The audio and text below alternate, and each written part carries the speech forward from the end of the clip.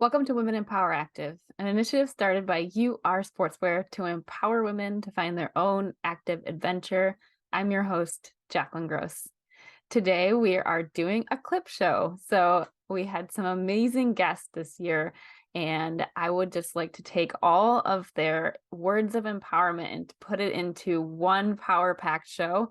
And I think it's going to be a great episode and maybe something that I come back to when I'm feeling a little less powerful. So I hope you enjoy this episode.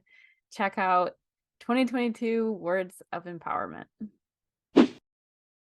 Just know, I feel like it's kind of cliche, like you can do whatever you put your mind to. I think we've all heard that, but it's true. Like if you really have a goal, you can do it, but also don't feel like you have to accomplish something in a certain amount of time that either you've set for yourself or society has set for you and expected. Like do it in your own terms, whatever it is in life, just do it because you want to do it and do it in a way that feels good for you. And it's going to be way more rewarding. Don't do it for anyone else. Do it for you.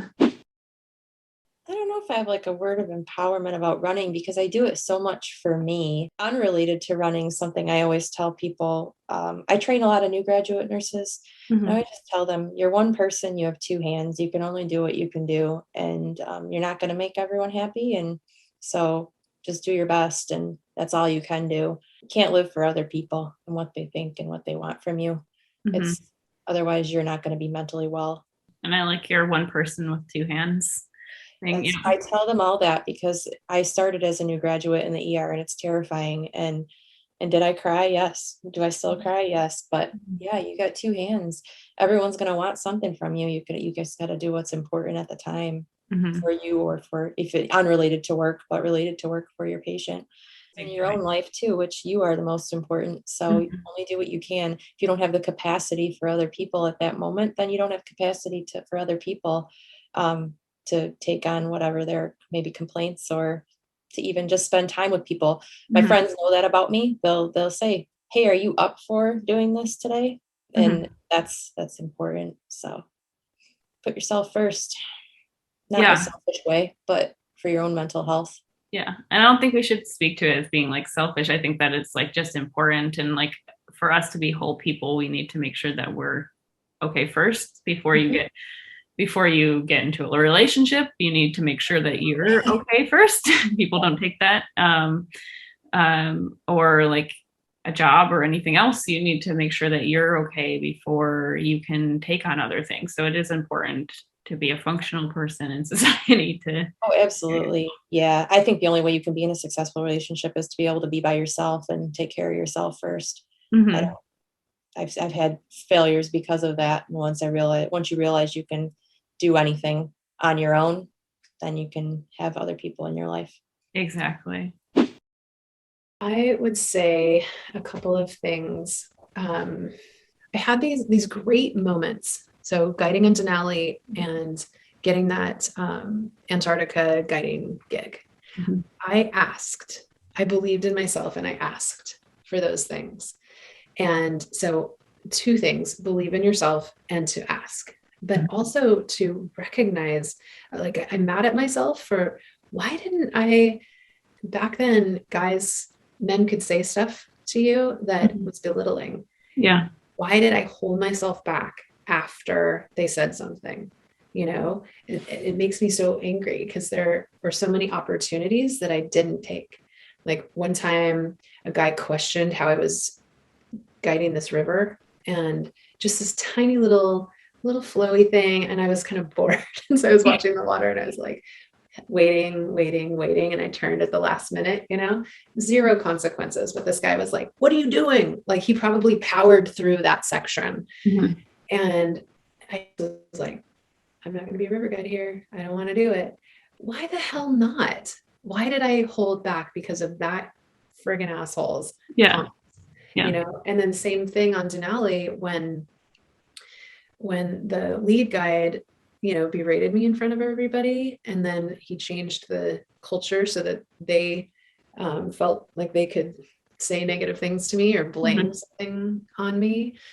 And like, I I again, walked away from guiding out of because of those comments. But now I know women that were at that same time guiding in the Himalayas. Why didn't I go ask to guide in the Himalayas? Or why didn't I come down to Washington and guide for AAI or Alpine Ascents? Why did I not pursue those things then when I was doing it? And it's totally, I just had some disbelief. I believed, it's like I would have moments of believing in myself and then moments of running and hiding from kind of myself and from these asshole men. And, now I understand, now there's this language of feminism of, that was the system that I was in. And so I know I helped people behind me. Nancy was my mentor, and my experience opened the doors for 10 other girls, and now they're out there, and I would be that mentor, and sometimes I am that mentor. I mean, I am in that role in my life as a teacher.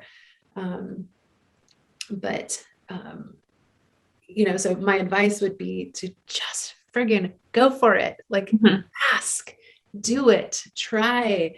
You learn and you get to experience all of that cool stuff, and, honor yourself.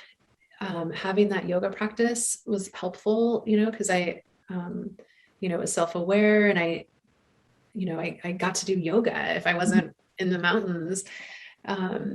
But yeah, so just go for it, and, believe in yourself, and just always ask and seek out. There were so many things I didn't do because I didn't even know that they were possible. I didn't know that I could have gotten a guiding job in the Himalayas. Yeah. Now I'm like, you were my same age. At the same time, we could have been doing that together. Yeah. Why didn't I know that? Yeah. So yeah, just seek out those opportunities and absolutely ask for them. Go for it. I would like to say that I have an example of you being a mentor when I was actually wanted to interview after Ursula told me the story of how you decided to tell this, I think they were like a bike training company, and you said that you would take one of their clinics as soon as they had a female instructor.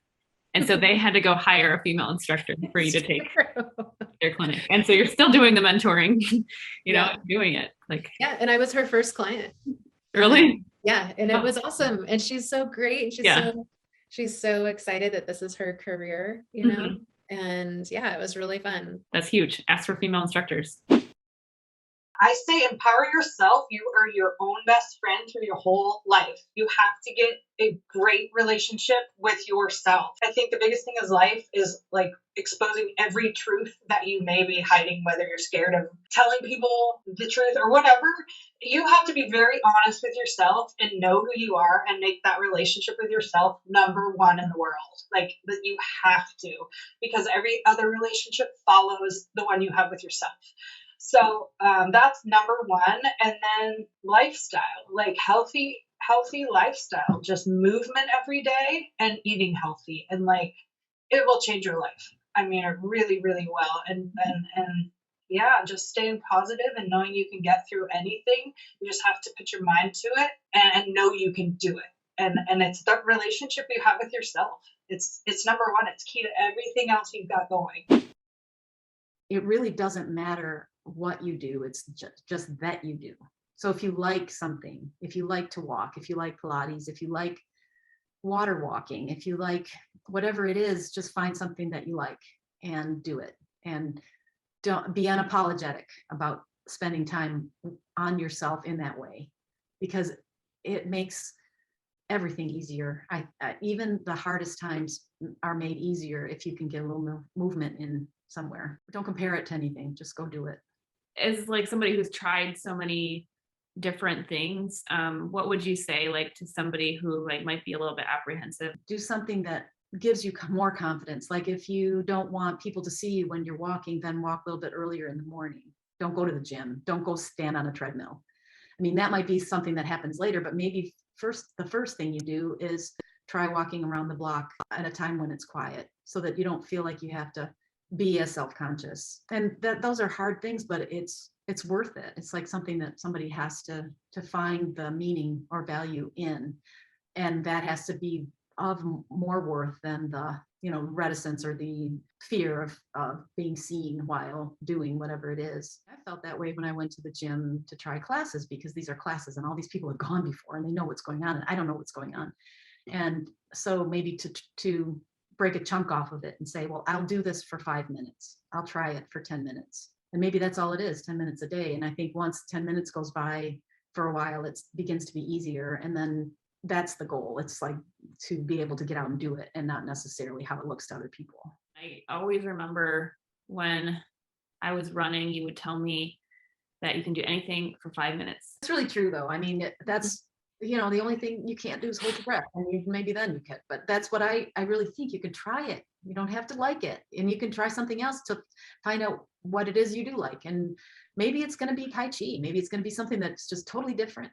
And another thing too, is that when you go to something that's like a class, everybody wants you to succeed.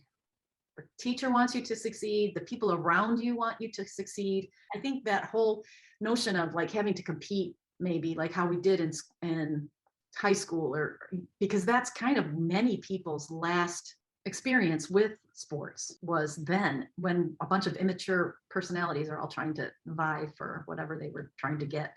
It's not like that anymore. Everybody wants everyone to succeed. It's a total different attitude. And if it isn't, if that's a gym where people are looking you up and down, don't go to that gym, go to a different one. When I was doing yoga, when I was starting to learn how to do yoga, a lot of the message was pay attention to what's happening on your mat. And it wasn't that you don't look at the other people. It was just that that might be interesting, and it might be something that you can't help but compare yourself to. But really what the important thing that's happening is what's on your mat. That's the important thing. Those might be distractions. That might be something you want to talk to in your head about, oh, they can do this better than me, but that's really not important. The important thing is what's happening just on your mat. And it was almost like I could just close back in and let my attention just be. A lot of athletes that I've coached and I've had, like, they have such big lofty goals, make their pace a little bit faster for workouts than like maybe I probably should, just to like challenge them, see where they're at, just because they are improving so much week by week, especially with the group I have now. It's going to be a hard workout, and sometimes like it's hard for them to like regulate and not like panic when they really like fall off pace, or they're not feeling good, or it's feeling really hard. And like half the time I just have to be like, it's okay, you're good. And like I feel like that's what I say like most of the time now.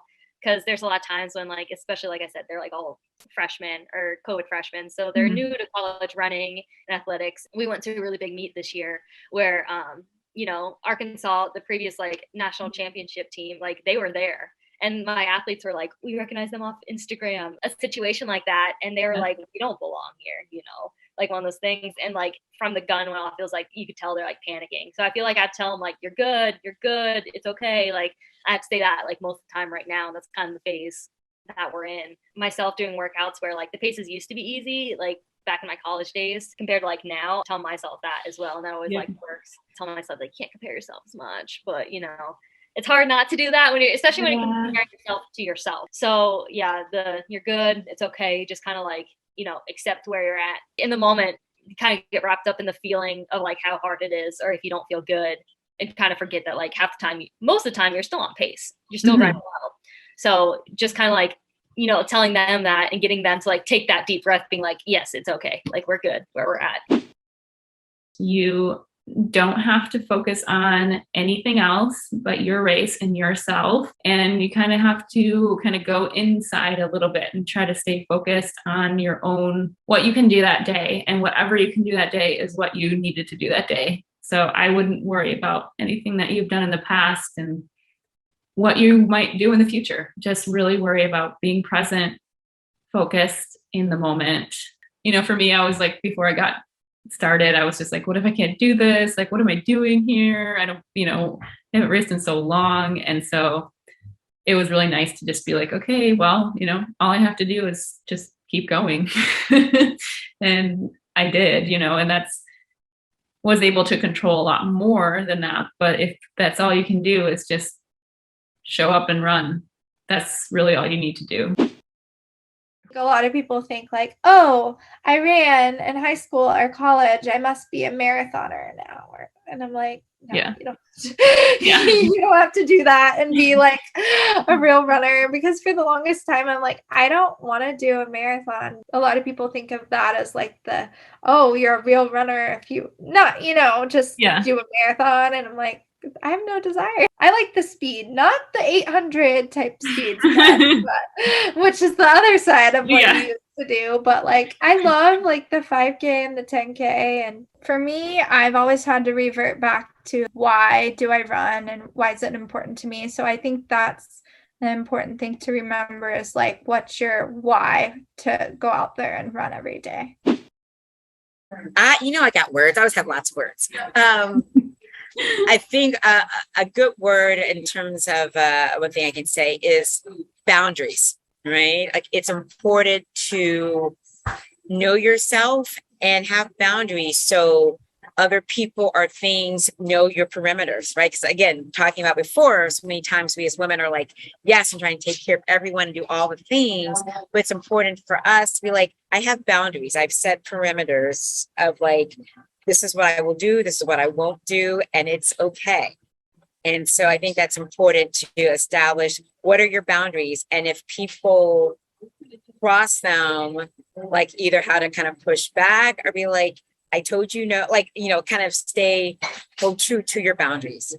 If it makes people uncomfortable or unhappy, that's not your problem. That is not your issue. That is theirs. And I think it's important to keep that in mind, because a lot of times we tend to move our boundaries or like, oh, that's okay. It's like, no, have your boundaries that that are good for you in whatever aspects. And then again, if people don't like them or it upsets them, just keep in mind that that is not your issue. That is their issue for them to deal with, because you've established your boundaries. And that's so important. I mean, that's one thing that I've learned that I want. If I can say anything, establish your boundaries, and those who have feelings about it, those are their feelings, got nothing to do with you. Nothing to do with you. And I definitely I still want to have that conversation about boundaries too with you and a group of women. I think it would be really good to talk that through. Yes. Just like how we deal with that, because it is so hard to set your boundaries. Like I have a terrible time in the moment. I mean, I realize it later when I'm like, why did I sign up for this? Right. But what we were talking about, I think it's important, because if we think about, again, the trauma that, our body holds, and then our feelings, how we feel about ourselves because we didn't establish those boundaries, that's not healthy, right? That is unhealthy, and that is not good. It sometimes gets toxic. So, right. So, I mean, not like you're like, oh, woke up, boundaries. But once you get through that process of more like, I'm going to establish this, and here it is. I think that makes a difference, because we tend to put so much on ourselves because we've moved our boundaries to accommodate other people, but not accommodating ourselves or putting ourselves first. And I think that's important. And depending, of course, where people are in their lives, but just, I think you come to a point where, like, for me, it's my health. Like, nope, I gotta put this up, because otherwise I'm gonna get sick. I'm gonna be in the hospital, and it's not good. So but it's important to establish that. Well, I think the first thing is you have to think, what is it that I truly have my heart on? What do I truly love to do? Okay, what's that? Well, and then, then there's the difficulties. And you have to say, okay, now I need to plan for this. And then keep planning. And only when the plan is in place that you take that first step. Because as I've said before, a goal without a plan is simply a dream. So plan and plan, get it down right. And then you come to pitfalls and problems, and well, okay, then they will take some research or some figuring out around this barrier. Then once you're around that one, there's going to be another one on the other side. So you just keep on solving those problems until you have that plan in place. Mm-hmm. When that plan is solid in your mind, and then something else that I do. Now, for instance, when I took my solo walk to the pole, I knew polar bears would be the greatest. So I would sit, and I actually envisioned myself meeting a polar bear, what will I do? And in my mind, I'd see pictures of how I'd be standing there with my flare pistol and with Charlie and these sorts of things. And I practice that in my mind, what I will do in those emergencies. And so in emergency situations, what I do is I try to visualize them and visualize myself actually solving them at the time, so that when I'm confronted, if I'm confronted with that problem, I'm immediately ready to do it because I've already practiced in my mind. It's just the same as in sports. You might throw the discus 100 times in a workout, but you've sat for an hour probably just visualizing that perfect technique, and it's drilled into your mind. It's the same as when you're planning for an expedition or anything difficult. Figure out the pitfalls and imagine what you will do, and see in your picture, in your mind's picture there, what you will do at that instance. Then if it happens, you will be able to react. So that's all part of the planning. Yeah. Well, I'm reading The War of Art. I don't know if you've ever read that. It's actually a very quick read. They're like really short paragraphs under a lot of topics. And it's basically all about resistance. Normally, when we're trying something that we kind of care about, we have this fear or resistance that comes up. And if you're trying to get into climbing, or you face like imposter syndrome or something like that, that is just resistance showing itself. And that means that you really do care about this thing, and try to use that resistance as something positive. Like, okay, I recognize that I have all of these feelings, and then take that and move forward with it. And just know, like, you're feeling that way because you really care.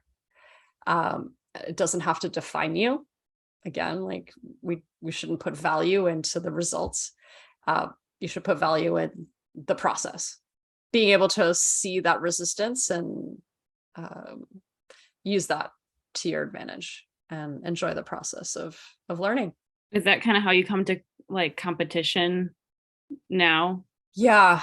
I haven't competed in a while, but I do try climbs that are kind of beyond what I ever thought. And it's like the first thing that goes through my mind is like, well, you can't do that. There's no way. And then I'm like, no, I think if I break down this climb into certain sections, I can totally do it. You know, I can do some sections already. Like, what can I learn from this climb? And so like, it is kind of the process of like what my sessions look like to develop myself for this climb.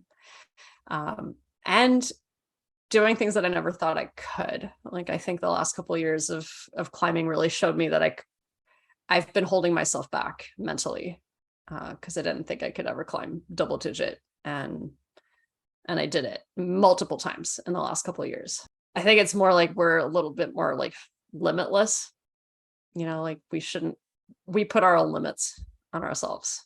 I definitely will take that one and think about it for a while. My words of empowerment is just like, focus on the thing that you can control, and also something that's going to make you better, and really, you know, break it down and look at your race critically, and, you know, not necessarily belittle yourself, but find ways that you think you can improve that will ultimately get you where you want, your ultimate goal. So, yeah, I hope that you can take from it what you will. And the final point would be like, you know what? We always get this messaging of like, new year, new you. And honestly, you can start at any time. We're training right now for next year. You know, it doesn't matter that it's January 1st, 2023. We're training now. You can make that change now. Do something different today, this very second. And like, and you can always start over at any time. You know, there's no new year needed. You can start and rebuild yourself, or get yourself stronger, or refocus at any point in time. So, you know, do your best every day. I love doing this. Thank you so much for being here and listening. And I hope these words of empower you drive you as much as they drive me to do the best that I can in the ways that I compete and push myself. So I will see you in 2023. Thank you so much for listening. I really appreciate every single one of you. You can follow me personally. That's at Jacalyn Gross, JACALYNGROSS. I mostly take pictures of rocks and trees. You can follow UR Sportswear. That's the letter U, the letter R, Sportswear on all social platforms. And you can check out any of our products at ursportswear.com. Thank you so much for listening. And Happy New Year!